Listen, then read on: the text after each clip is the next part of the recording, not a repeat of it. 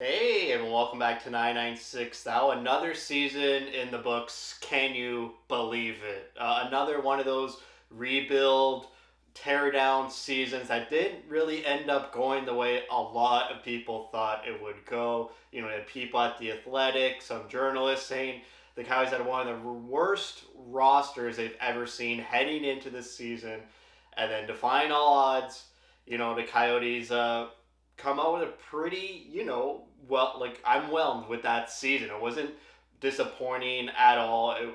They pretty much exceeded most expectations I had, and it was fun to watch. I never had long periods of being like, oh, I gotta watch the Coyotes like last year. Last year was way more dark and miserable. This year, not too bad, to be honest. Watching every game didn't feel like I probably shouldn't watch this game, something I was better to do. A lot of times the Coyotes put on an entertaining performance, and it was really great to watch. They finished the season 28 wins, 40 regulation losses, 14 overtime shootout losses, finishing 27th in the league. A lot of people thought they would finish last, bottom three. I did as well. Going into the season, I expected them to finish bottom three. I thought, the Coyotes, Sharks, and Blackhawks would be the bottom three teams.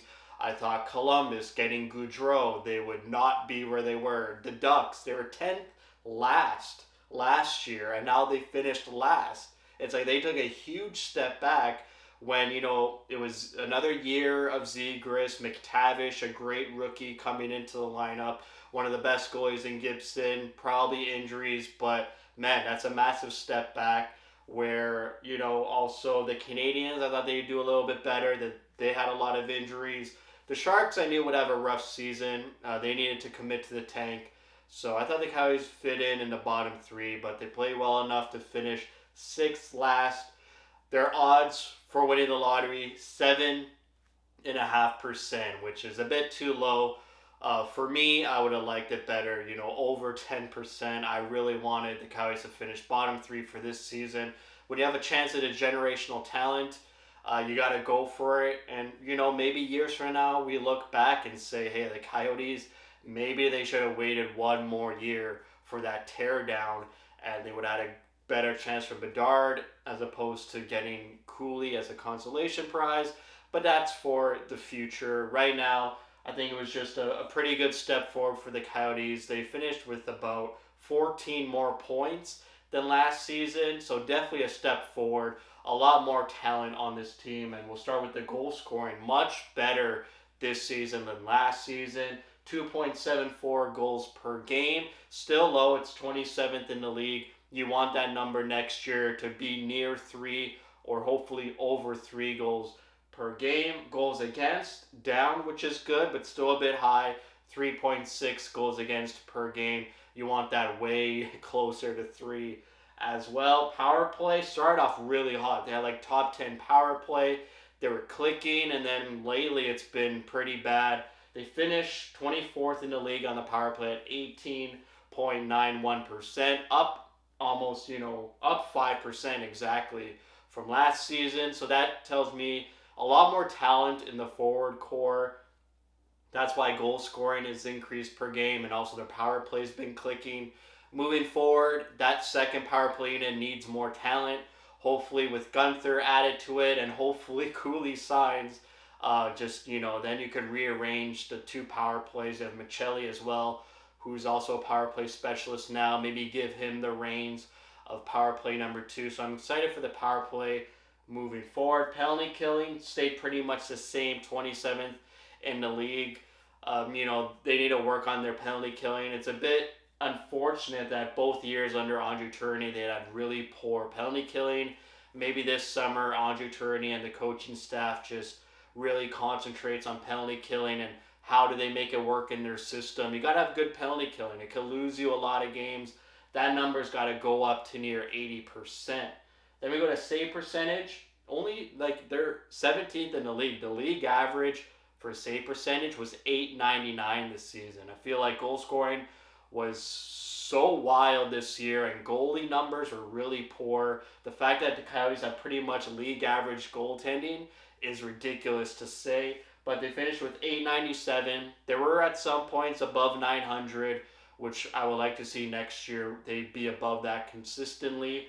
Last year, around the same, 894. So, Vamelka and Wedgwood last year, Vamelka and Ingram this year, pretty much the same. I like Ingram better than Wedgwood.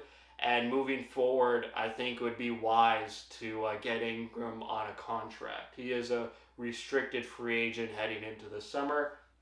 Shot percentage up to 10.6%, which is 11th in the league. I'm starting to realize now that, I always like to see a lot of shots on goal, even shots on goal per game. They're last in the league at 25.8 shots on goal per game. Obviously, I know that it's quality over quantity, but still, man, 25 shots per game is really low. There's so many games where the Coyotes have less than 25 shots per game, and most of the time, they win those games. So I think Andre Tourigny's system is geared more towards skilled players, a lot of skilled players. We see it here. If you're a skilled player playing under Andre Tourigny, you're going to excel and get a lot of points. The problem is we don't have a lot of talented players yet on the team. So moving forward in the next subsequent seasons, as you add more talent, this team could really just break through any rut. What I was trying to say is I think this coaching style and system focuses more on selective scoring chances. They won't take shots from everywhere like some teams like Carolina, let's say, where they always have 40 shots per game, but they don't win those games. So very shot selective, high quality shots. Their execution under Andre Tourigny is so much better and palatable than Rick Tocchet. I feel like under Rick Tocchet, they couldn't score for the life of them, a very defensive heavy team, whereas now they could score at will. Like, it's rare the Coyotes get shut out. It's rare they only score one goal per game. But usually, Coyotes like scoring. I love it when they score. Even at Mullet, it's so energetic when they score. So I need to, take this summer to maybe change my view that, the league is going towards a more shot selective, high quality era. Not about a lot of shots. Even though I want that shot per game total, you got to be near 28, at least near 30 shots per game. Like, I'm tired of seeing these 18 shots in a game, 21 shots in a game. I would like to see the Coyotes have more offensive pressure, offensive possession, just, more shots on net to me means that you're in control of the game more, which is, it makes sense because a lot of times the rope yote where the Coyotes get massively outshot, but they still win. It's not like they dominated the game. It's the other team dominated. They just couldn't score for whatever reason, whether the Coyotes kept them to the outside or they had a stellar goaltending performance or the other goalie was having a bad game. Whatever it was, when the Coyotes only get 18 to 22 shots per game, they rarely dominate the game. It's just they won based off some unique reason in that game and in that moment. Face-offs, I wanted them to work on face-offs this year. They did not. Really poor face-off numbers. We'll get to why. Almost 46%. It's down from 47.3% last season. The best face-off guy, it's unfortunate I have to say his name, but Laurent Dauphin led the Coyotes with 53.5% in the face-off dot. Obviously, he didn't play a lot of games. He played 21 games played. But the most important one is Barrett Hayden had a 51% face-off metric, which is great. To be over 50%. And he was playing top-line minutes. He was not sheltered like in previous years, playing on the third line. He was playing with the big dogs, a top-line magic with Keller and Schmaltz. And the fact that he was winning over half the face-offs against the other teams, top line as well, or some teams have really good face-off guys down in their depth chart. Really great to see that from Hayden. He really improved his face-offs from the past previous years. So now, not only is he trusted in crucial moments, maybe on the penalty kill, their power play, they finally have a good centerman on PP1. He could also score and put up numbers. So Hayden, he had a really good step forward season, a sort of breakthrough season, if you will. I'm sure I'll make a video in the summer, but a great season from Hayden. But some disappointing face-off numbers. McBain, only 44%, and Travis Boyd, 43.5%. Those are really tanking our overall face-off numbers. Obviously, Bukestad was pretty good at the face-offs at 47%, but we traded him away at the deadline. For me, McBain I'm not going to be too hard on him. His rookie season, first year in the NHL. This summer, he's going to fill up and work on the details of his game. He knows now he belongs in the NHL. He was fourth in the league in hits. He has a Coyotes franchise record for most hits in a season. That includes rookie, veteran, defenseman, forward. Just the most hits in a season by a Coyotes player. In his first year in the NHL, that is honestly really great to see how a young player could come into a men's league and just be like, you know what, I'm just going to hit everybody, play hard, and play my game. And even fights too. We'll get to fights later. You can't fight in college hockey, which McBain played junior hockey in. So the fact that he came into the NHL as a rookie and fought as well when he had no fighting experience in college, pretty remarkable. So I like his game, McBain. I know he's going to go in the summer and just become better and better. He needs to take lessons in the face-off dot, just like Hayden did, and hopefully, that 44% turns into 48% or even 50. Travis Boyd, my dream next year is Boyd as fourth line center, McBain third line center, Cooley second, and Hayden first. But when you have poor face-off numbers like 43%, it's hard for a coach to put you on the fourth line. Usually, your fourth line is about keeping the puck out of your net, setting the physical tone, and playing in the offensive end. But if you have a fourth line center and Boyd losing so many faceoffs all the time, it's really hard to put him there. So that scares me a little bit moving forward. Boyd's still going to be third line center or something like that. So Boyd's got to work on his faceoffs, but he's a little late in his career to start working on that. But anything is possible. I think that's why Dauphin kept up with the Coyotes the past 20 games, because he was amazing at faceoffs. And finally, Audrey Tourney had someone after Bukestad and Hayden that, someone could win faceoffs, and that's good for a fourth line. So hopefully, maybe in the summer, they go out and get a free agent and get a guy who's good at faceoffs. That could be a little wrinkle as well. Hits per game, sixth in the league, 25.5 hits per game, way above last year's average of 22.5 hits per game. Obviously, that's the McBain effect. And the fights, 30 compared to 28, sixth in the league as well in total fights in the season. The difference now is Coyotes are winning most, if not all, of the fights now. We just saw it in the last game of the season. Josh Brown just pummeling the Vancouver player. I love Josh Brown. When he fights, he always wins. It's always a decisive victory. Just pummels the opposition. Loving it. He needs to fight more. He needs to be on the team for a really long time. I love how Brown fights. And I love how the Coyotes are a feisty team. They don't back down. And they don't get embarrassed in fights anymore. There's been so many years where the Coyotes just get dominated in fights. And you're just watching, like, why did this Coyotes guy initiate the fight with the opposition? So, most stats pretty good. Most of them are green. The penalty killing stayed the same. A bit disappointing. They got to work on face-offs. The shooting, shots on goal per game, hopefully it gets better with more talent.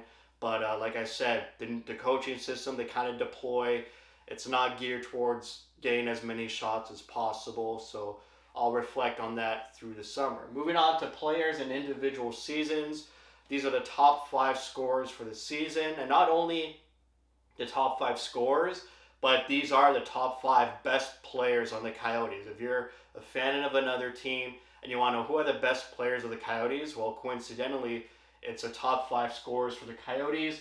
Keller ties the Coyotes franchise record for most points in his season, tying Keith Tkachuk in 96-97 with 86 points. Honestly, it would have been mullet magic if Keller in the last game of the season, it went to overtime and Keller scored. That building would have erupted. The roof would have exploded. They would have had to repair the roof for the summer. Another $20 million out of Alex Morello's pocket. It would have been sensational. Unfortunately, it didn't happen, and instead we saw a Connor Garland hat trick, which was funny and ironic. But great for Keller. A tremendous season. One of the top nominees for the Bill Masterton Trophy, which is the best season for coming from improving and coming from a bad injury or a bad situation, I honestly think Letang will win. He literally had a stroke or two strokes this season and came back and had a really good season. Keller broke his leg last season, and for me, I didn't know what was going to happen. Are we going to see, his second or third year under talking numbers? Are we going to see, the same pace as last year? No, just blew them both out of the water, came back stronger, faced adversity, came back better, didn't have a training camp or preseason, and just lit the league on fire and got the most points he's ever had, most goals too, almost 40 goals. You don't think of Clayton Keller as a goal scorer. You see him more as a playmaker, but he could shoot the puck as well, and he got 37 tucks. Just an unbelievable season. Could be our next captain. We'll see what happens in the off season. Schmaltz maintaining that same pace he had last year, almost a point per game. Like his game a lot. He didn't ghost as much, even though the past, the month of April, I feel like a lot of players just weren't really into it. Even Keller didn't have a really great April. But don't want to be too hard on Schmaltz. He had an injury himself earlier in the season. But, him, Keller, and Hayden were just money, top line magic. The way Schmaltz and Keller feed off each other is so great, and so excited for them to just keep being together, keep playing together, building on that chemistry. And, maybe in the future that is like our bona fide second line. And then we have a first line. Maybe Cooley, Gunther, and some other prospect are better than Keller, Schmaltz, and Hayden. Like, that's a high probability that these great young players we have could be better than our top line now. And imagine that being your second line.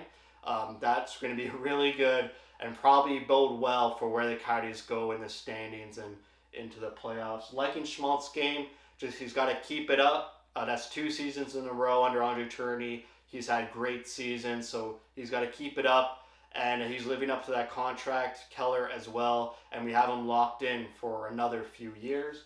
Then we go to Matias Maccelli, probably one of the most surprising things about the Coyotes this season. 64 games played, 11 goals, 38 assists, 49 points. He finished second in rookie point totals with 49. He was 8 points behind the leading Matty Beniers, who plays on Seattle. But Maccelli played 16 games less than Beniers. In terms of points per game, Maccelli led all rookies with .77 points per game. Beniers in second place with .71 points per game. So if you're looking at points per game production, Maccelli would probably win the Calder. But the goal scoring ability, being on a really good team and bringing your team to the playoffs for the first time in franchise history, and most people just look at total points. If it wasn't for Maccelli's injury, I think he would win the Calder. But as it stands now, I think Maccelli is a bona fide second place. If I don't see him second place, something went wrong. So I'm happy with Beniers winning it, even though, without that injury, Maccelli would win. But it is what it is. Sometimes when you get injured, you lose those trophies. And that's just the way it is, and that's what's probably going to happen. But he better finish second in voting, or else, man, those voters just completely got it wrong. So loving Maccelli, a great surprise. He's not a Bill Armstrong draft pick. He was just a leftover from the Chaika era.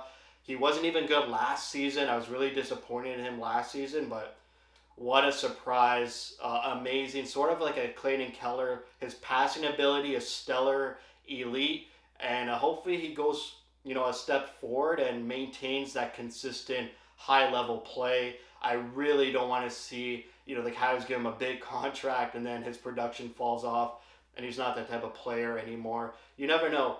Teams could figure out a player, have him marked down on their boards. You got to watch out for this guy, and they could check him harder. So you never know with these young players. I want to see more subsequent seasons from him with consistency before we hand over the bag to him. Then we go to Lawson Crouse. 24 goals on the season in 77 games, 45 points. Loving Crouse. His goal scoring ability was great. He kind of slowed down near the end of the season. He was on fire in the beginning of the season and middle. Loving this guy. Plays really well with Maccelli. They just fed off each other. A lot of Krause's goals are right between the hash marks in front of the goalie. and he was executing well. Every time he shot the puck, it seemed like it was a great opportunity or the puck went in the net. So really happy for Krause. He's going to hit 25 for sure, but maybe he gets 30, and we'll see where he slots in moving forward. He could be a candidate to move to the third line if you want to build like a really good scoring second line. I think Krause might move to the third line, but if he could get 20 to 25 goals playing a third line role, that's just great depth as well. And then finally, Barrett Hayton, who had a slow start, gets almost 20 goals on the year, but he finishes with 43 points in 82 games. Career years on everything: goals, assists, points. Just a remarkable step forward. He really looks like a fifth overall player. He's just going to get better. He's going to build more chemistry with Keller and Schmaltz. He can handle top line minutes. He's great on the face-offs. So he's really coming into his own, where everyone thought, he was a bust and an unfortunate pick at fifth overall that year. But, you just got to keep getting better. He was showing off a lot of skill this season. He has a lot of skill, so you just got to work on that. And like I said, if you have skill and play under Andre Tourney, you're going to have a really good season. So I expect him to hit 20 goals next year. I expect him to be more consistent throughout the year and not go on a drought for 30 games. If he could do that, he'll hit 65 points easy. So that rounds out the forwards. Defensemen, we traded Gostisbehere and Chychrun, but Valimaki had a really good year, career years in goals, assists, points, time on ice, games played.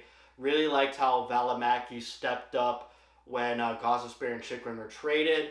A bit disappointed that Moser didn't have that same step up when those guys got traded, but maybe I'm a bit too hard on Moser. He's a second round pick compared to Valimaki, who was a first round pick. Moser, to me now, he's a known commodity. He maintained the same pace in terms of goals and points as last year. I think he's just a really solid fourth or fifth defenseman. He'll be a defensive defenseman. I don't see that offensive skill from him. If he did have that skill, it would have shown since the trade deadline, but Valimaki showed that he had the offensive skill as a defenseman, getting up in the rush, coming down in the play near and around the net. So I'm not being too hard on Moser. I like that he's more of a defensive defenseman, but to me it shows we need more offensive defensemen. We got to replace Chychrun and Gostisbehere. Valimaki is a good, secondary option. Hopefully Soderstrom gets a bit better, but I think in this upcoming draft we're going to look at really good puck-moving offensive defensemen because our pipeline is pretty dry on that front. Then we go to goalies. Some mediocre numbers here. Vejmelka goes 18, 24, and 6 with an 899 save percentage and 343 goals against average. I love how they load managed Vejmelka this season. I felt like he played way too many games last season, and they basically ran him into the ground. Finally, this season, he rotated with Ingram, had a lot of rest. He stole a lot of games. When Vejmelka is on, he's on, but too many moments where he's off and he's off. Like the last game of the season, Vancouver scores 4 goals in the first period, and most of those goals you got to save. So Vejmelka, still a bit wishy-washy and seesaw for me. Just want to see more consistency from him. I think a lot of rest helped him, and moving forward, I hope he just gets better. I think he has 1 more year left. It could be 2, but I think it's 1.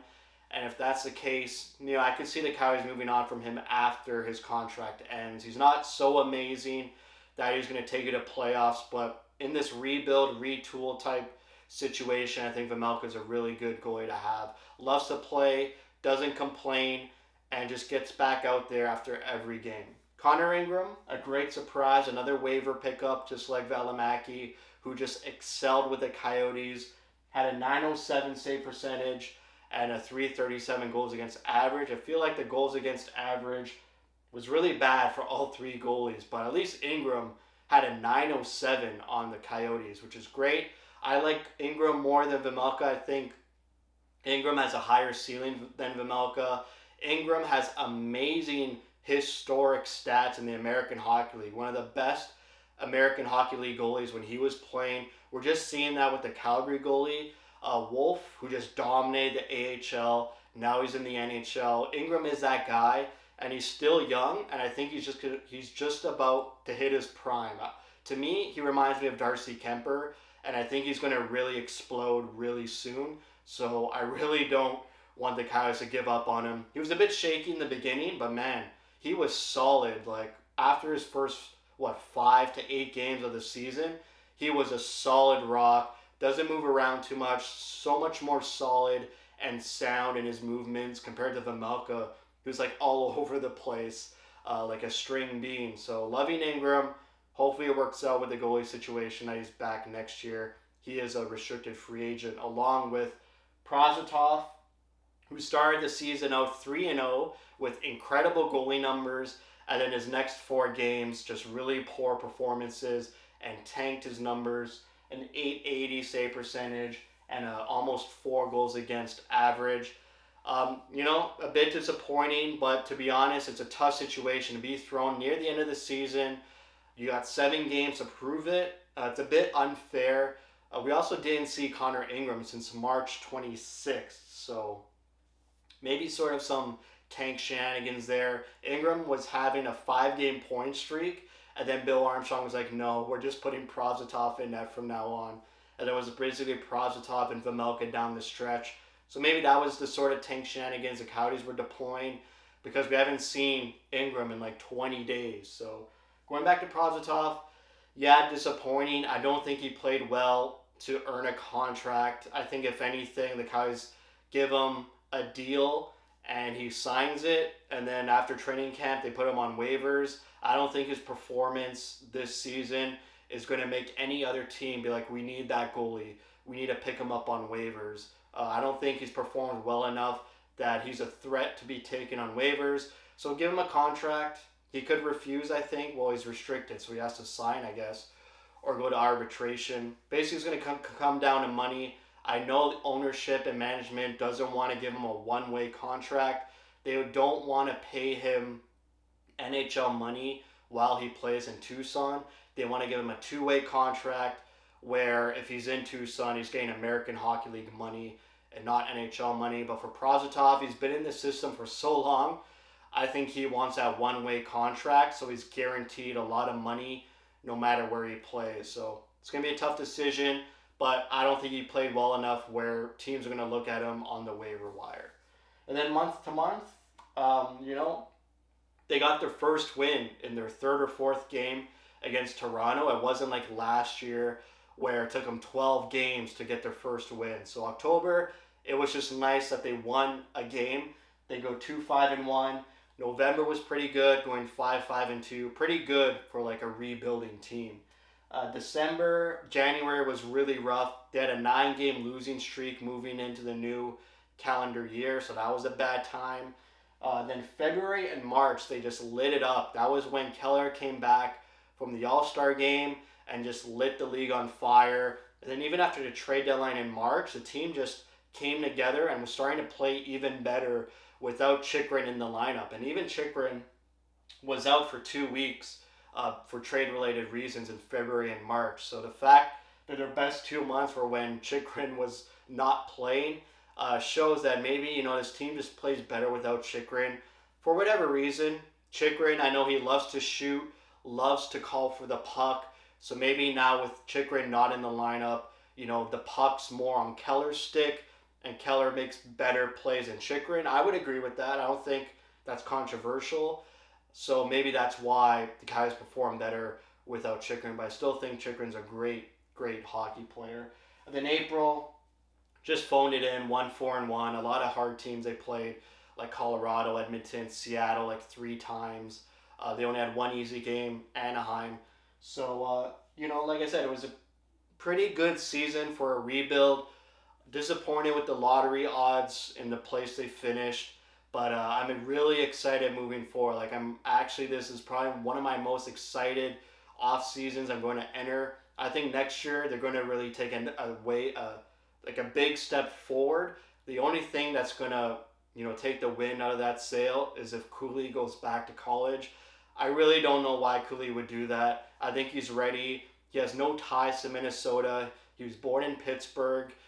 You just got to make the jump to the NHL, just like Keller did. Keller didn't go back for a second year. He played really well, had a great season with Boston, and then made the jump to the Coyotes and had a great rookie year, one of the best rookie seasons we've seen in so long. So hopefully Cooley comes in next year, fills that second line center role. We get more skill, less anchors on the team. That's what we saw this season. We took off anchors like Chenyuk, Erickson, Beagle, Andrew Ladd. This season, the only anchors we had were really Cassian, Dauphin, maybe throwing O'Brien there, but O'Brien's there to fight. He did score 2 goals in the finale, but less anchors on the team, more skill, beef up that blue line, have Amelka and Ingram. I could see them having a season like, St. Louis, Detroit, Washington, Vancouver. I could see them having a season like that where they finished probably above 10th last, probably like 10 to 12 ish area, and they're not really down at the bottom of the league the whole season. So I could see that happening. Hopefully that happens. I'm really optimistic moving forward. And it's Andre Tourigny's last year on his contract, so maybe there's a coaching extension in the summer. We'll see. But, the offseason, the most important thing is coming May 16th with the vote. There is a debate next week, April 18th, so I'll have a review of that debate. You can watch it live, I'm pretty sure. So that should be fun. But yeah, I think the main point this offseason, get the voting get the people to vote yes on the new arena, sign that 30-year no relocation clause, get Cooley in the lineup, get more skill in the lineup, and next year is going to be groovy. So that's it for me. Thanks for watching all season. If you like what you see, spread the word. And as always, thank you for your support.